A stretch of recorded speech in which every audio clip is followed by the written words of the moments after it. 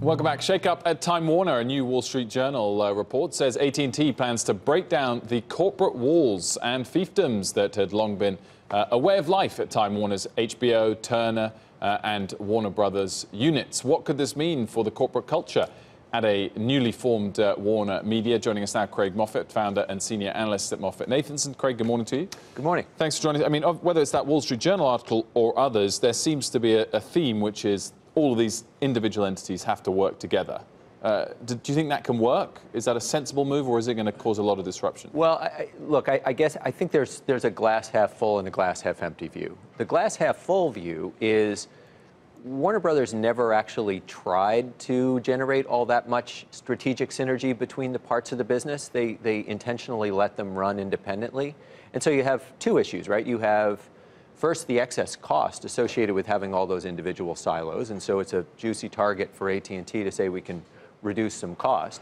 But it's also, as the industry changes, there is a good argument for saying we need more centralization of strategy so that we can think holistically about the value chain.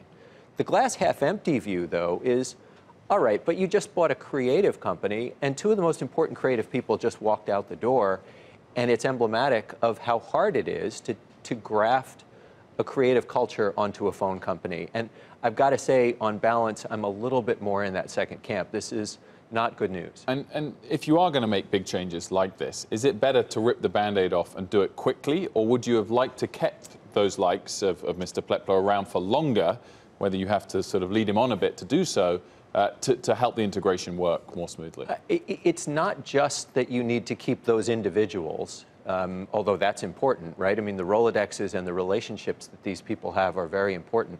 But it's also the signal that it sends to the rest of the organization and the need for the rest of the organization to be on board with we're all one team pulling in the same direction. There is, at worst, there is a fear that you turn the organization against you and people feel like I'm not on board with what our new corporate parents are doing. Hey, Craig, really quickly, you said there's two camps. You're kind of in the second camp where you worry about losing creative people like this. When and how will you kind of see the signs as to which camp it really is?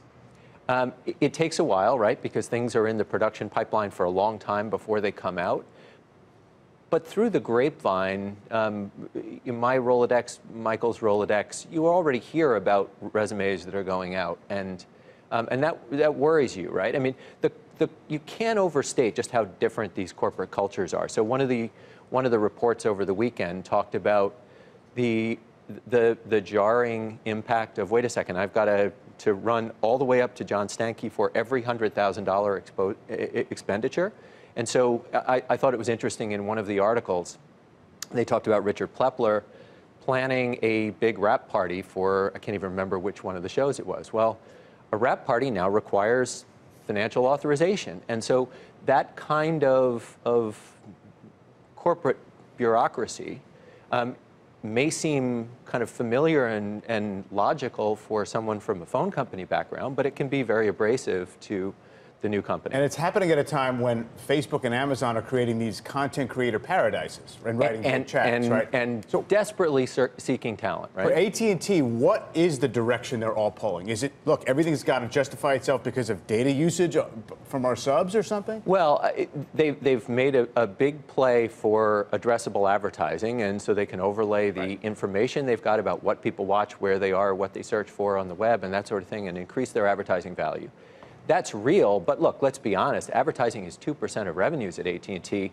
Advertising is not going to be the engine that changes the trajectory of AT&T. It may help, but monetizing these assets, irrespective of what you think the long-term grand strategy is, has to require keeping the people first.